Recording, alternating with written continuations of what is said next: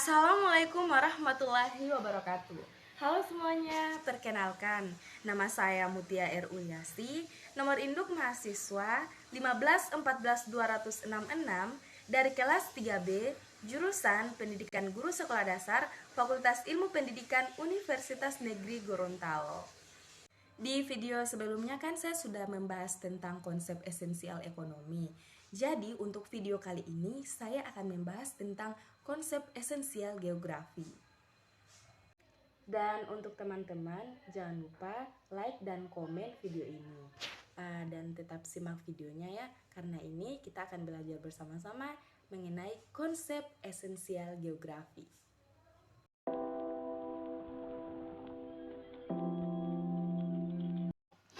Tapi sebelum itu, teman-teman perlu mengetahui apa itu geografi. Jadi di sini saya akan menjelaskan terlebih dahulu tentang apa itu geografi.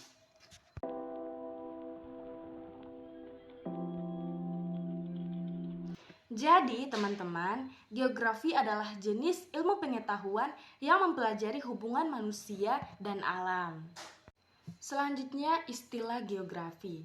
Geografi ini berasal dari bahasa Yunani, yaitu geo dan graphein. Geo artinya bumi dan graphein berarti lukisan, tulisan, ataupun deskripsi.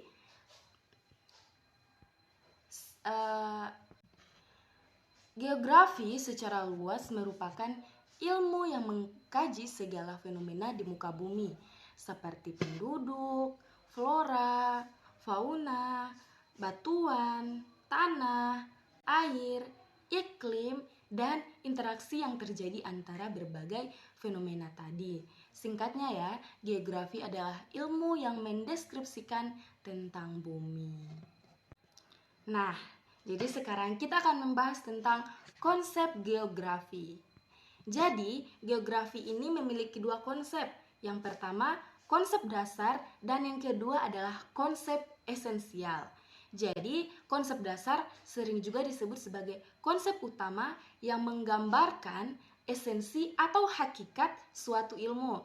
Nah, sementara untuk konsep esensial adalah konsep penting yang perlu dikuasai pelajar sesuai dengan tingkat kemampuan di tiap jenjang pendidikan.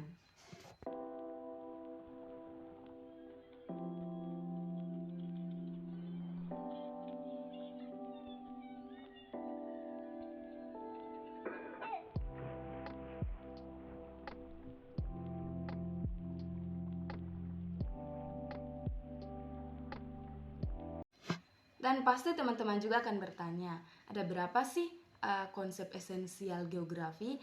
Jadi teman-teman, konsep esensial geografi itu ada 10. Jadi di video kali ini saya akan membahas tentang 10 konsep esensial geografi beserta contohnya.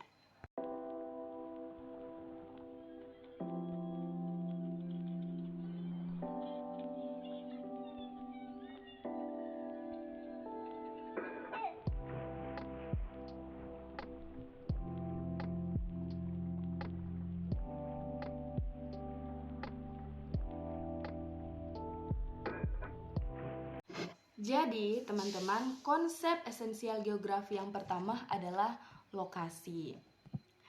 Jadi, konsep lokasi di sini membahas tentang letak atau posisi spasialis dari objek tertentu di permukaan bumi. Secara umum, lokasi terbagi menjadi dua, yaitu lokasi absolut dan lokasi relatif. Jadi, teman-teman, lokasi absolut adalah letak atau tempat yang dilihat dari garis lintang dan garis bujur. Lokasi absolut keadaannya itu tetap karena lokasi absolut di sini berpedoman pada garis astronomis bumi. Contoh lokasi absolut yaitu letak astronomis Indonesia pada 6 derajat lintang utara sampai 11 derajat lintang selatan dan 95 derajat bujur timur sampai dengan 141 derajat bujur timur. Selanjutnya adalah lokasi relatif. Lokasi relatif adalah letak atau tempat yang dilihat dari daerah lain di sekitarnya. Lokasi relatif dapat berganti-ganti sesuai dengan objek yang ada di sekitarnya. Contoh lokasi relatif adalah lokasi geografis negara Indonesia yang terletak di antara Samudra Hindia dan Samudra Pasifik serta benua Asia dan benua Australia.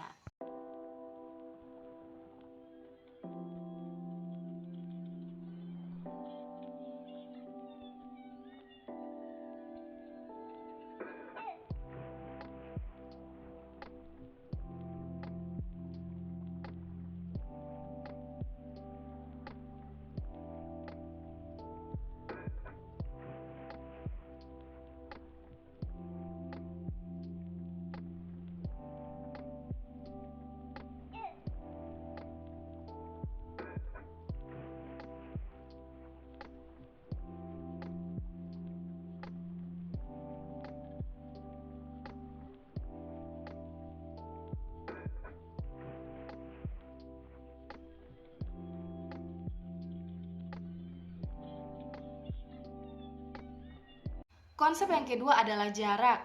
Jarak adalah ruang yang menghubungkan antara dua lokasi atau dua objek.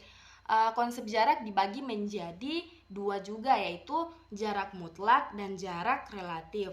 Jarak mutlak adalah jarak dua tempat yang diukur berdasarkan garis lurus di udara, yang mudah diukur pada peta. Contohnya jarak Jakarta dan Malang. Selanjutnya, jarak relatif bisa dinyatakan pada jarak tempuh, baik yang berkaitan dengan waktu perjalanan yang diperlukan maupun satuan biaya angkutan. Contohnya dari Jakarta ke Malang dengan pesawat adalah 1,5 jam.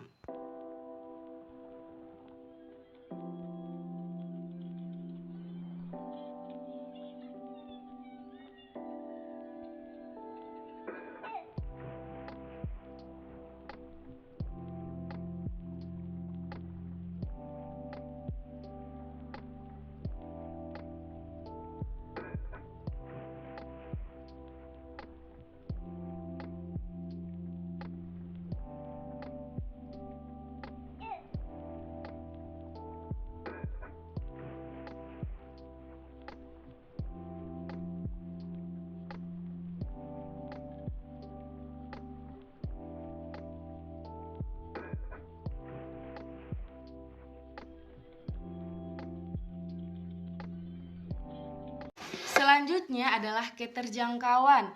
Konsep geografi ini mengacu pada kemudahan untuk mencapai suatu objek yang dipengaruhi oleh kondisi geografis suatu wilayah.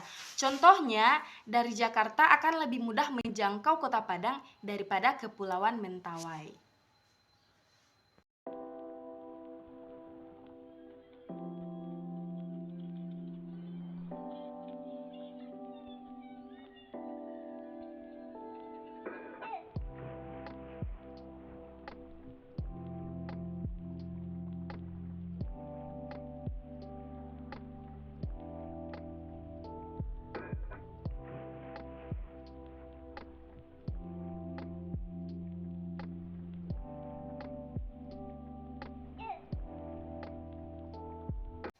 Konsep yang keempat adalah pola.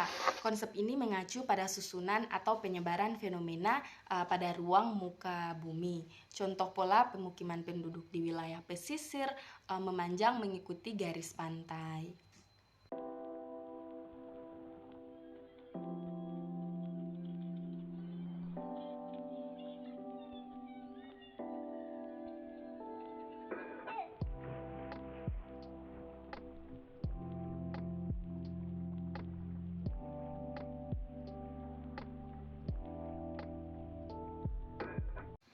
Selanjutnya adalah konsep morfologi. Jadi morfologi menggambarkan perwujudan daratan di muka bumi yang merupakan hasil proses pengangkatan atau penurunan wilayah melalui proses geologi. Contohnya seperti pulau-pulau dataran yang luas, pegunungan, dan lembah.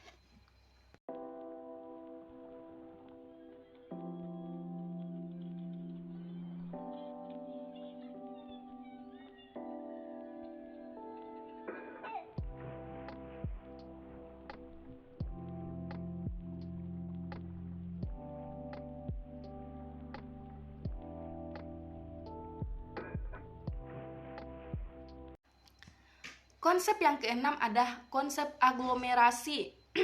Konsep geografi ini adalah kecenderungan persebaran yang bersifat mengelompok pada suatu wilayah. Contohnya ya, pemukiman penduduk masyarakat, perkotaan.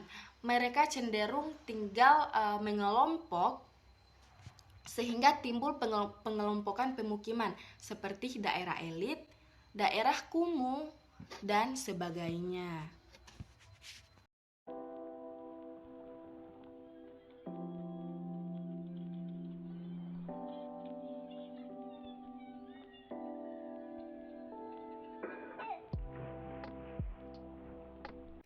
Konsep yang ketujuh ada interaksi dan interdependensi. Jadi, konsep ini berkaitan dengan hubungan timbal balik atau saling ketergantungan antar wilayah. Contohnya ya, hubungan antara desa dan kota. Warga kota membutuhkan makanan dari desa, sedangkan warga desa membutuhkan teknologi dari kota. Jadi, hubungan timbal balik.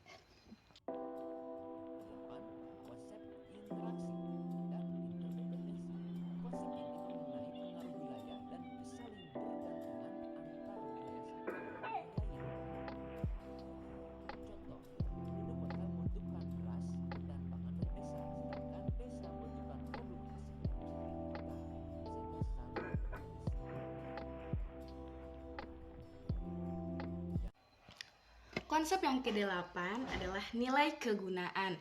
Jadi nilai kegunaan di sini mengacu pada kelebihan yang dimiliki suatu tempat atau wilayah tertentu dan memiliki nilai kegunaan yang berbeda berdasarkan fungsinya. Contohnya ya, wilayah yang memiliki alam yang indah cocok sebagai daerah wisata. Contohnya di Desa Bongo, Kecamatan Batuda Pantai, dijadikan sebagai objek wisata.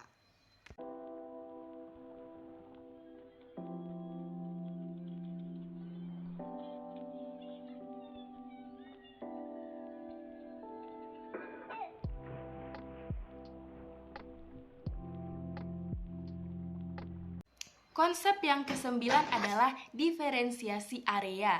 Diferensiasi area menggambarkan keunikan atau karakteristik antara wilayah satu dengan yang lainnya. Contoh konsep ini misalnya masyarakat yang tinggal di pesisir bekerja sebagai nelayan, sedangkan warga pegunungan biasanya bekerja di kebun atau ladang.